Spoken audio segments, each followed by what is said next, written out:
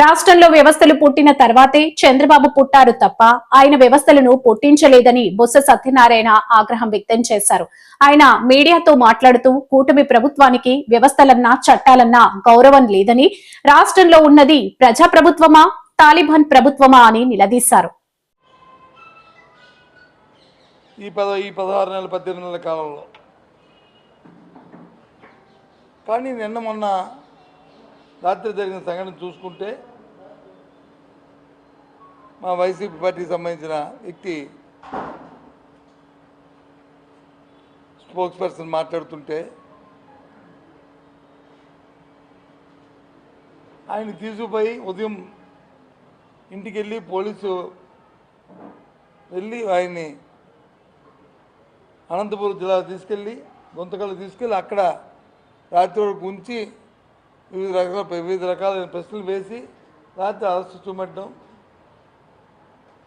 తదుపరి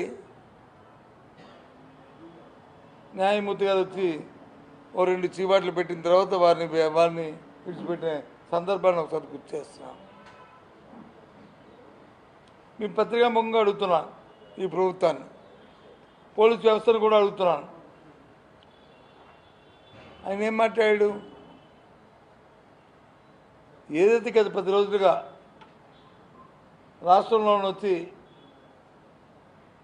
చర్చ ఏదైతే జరుగుతుందో, తిరుమల తిరుపతి దేవస్థానం సంబంధించిన అంశాల్లో, పరకామణ అంశంలో ఏదైతే జరుగుతుందో దానికి సంబంధించిన వ్యక్తి వచ్చి మొన్న వచ్చి చనిపోవడం, రైల్వే పట్టాల మీద శవం ఉండడం,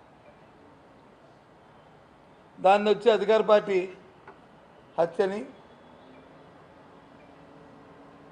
కాదు, అది చనిపోయింది ఆత్మహత్యని,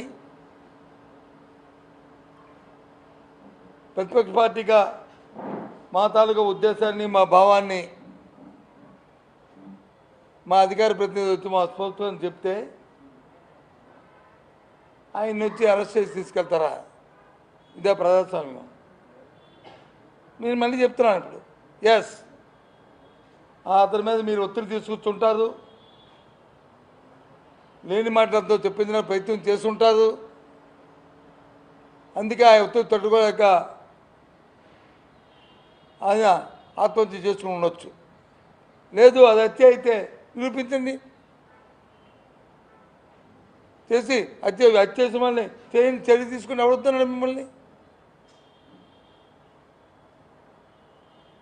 అయితే ప్రభుత్వం ఒత్తిడి తీసుకొచ్చి చేసిందని మా అభిప్రాయం చెప్తే మీరు వచ్చి మమ్మల్ని అరెస్ట్ చేస్తారు. చేయండి అరెస్టు. ఎస్, నేను చెప్తున్నాను, ప్రభుత్వంలో ఉన్న పెద్దలు, పోలీసు వ్యవస్థ అతని మీద ఒత్తిడి తీసుకోవడం వల్ల ఒత్తిడి తట్టుకోలేక చనిపోయి ఉండొచ్చేటో బహుశా, జరుగుండొచ్చేటో బహుశా, అది నా అభిప్రాయం. ఏంటి, ఎక్కడికి వెళ్ళిపోతుంది వ్యవస్థ? ఏమవుతుంది అంటే మీరు చెప్పినట్టుగా, మేము చెప్పినట్టుగా ఈ ప్రజాస్వామ్యంలో ఒకసారి ఎన్నికైతే ఈ రాష్ట్రంలో ఉన్న వైఎస్ఆర్సీపీ పార్టీ జగన్మోహన్ నాయకత్వంలో ఎక్కడ ఏ తప్పు జరిగినా, ఎక్కడ ఏం జరిగినా దాని మీద మా అభిప్రాయాన్ని నిస్సంకోచంగా, నిర్మోహమాటంగా మా అభిప్రాయాన్ని మేము వెల్లడిస్తాం. ప్రభుత్వాలు పరిపాలిస్తున్న ప్రభుత్వాలు వాస్తవాలను వచ్చి ప్రజలు చెప్పాల్సిన బాధ్యత ప్రభుత్వాలకు ఉంది. అంతేగాని చట్టాన్ని చేతిలో తీసుకుంటామంటే అన్ని రోజులు ఒకలాగా ఉండవు అనేది మీ ద్వారా ప్రభుత్వాన్ని తెలియజేస్తున్నాం. అంతేకాదు, మొన్న ఒక వారం రోజుల కింద విశాఖపట్నంలో సాక్షాత్తు ముఖ్యమంత్రి గారు ఇలాగే ఒక పత్రికా సమావేశం పెట్టి ఓ పత్రికా సోదరుడు అడిగాడు, ఎవరో మీలాంటి సోదరుడు అడిగాడు, సార్ స్టీల్ ప్లాంట్ మీద మీ వైఖరి ఏంటి?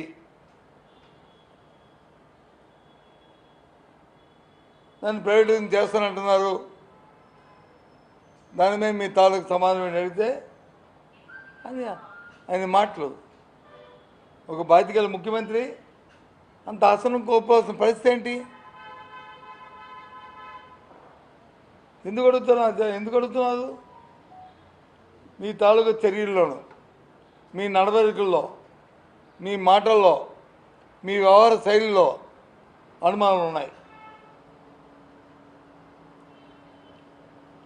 గడిచిన శాసనమండలి సమావేశాల్లో ఆ రోజు ఈ స్టీల్ ప్లాంట్ మీద ఒక తీర్మానాన్ని ప్రవేశపెట్టారు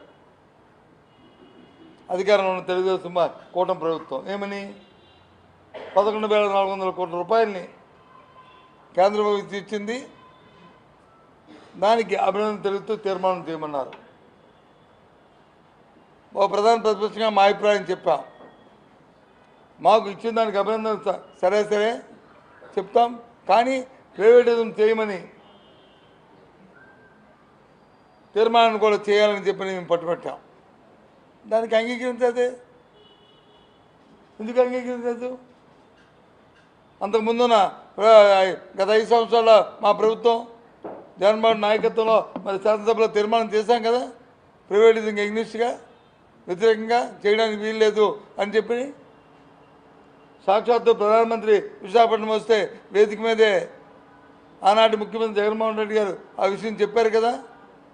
ఇది ప్రజల తాలూకు సెంటిమెంటు, విశాఖ ఉక్కు ఆంధ్ర హక్కు, ఇది ప్రైవేట్ పరంగా చేయడానికి మేము మా ప్రభుత్వం మా పార్టీ ఒప్పుకోదు, దయచేసి దాన్ని నిర్వహించుకోండి చెప్పారు కదా.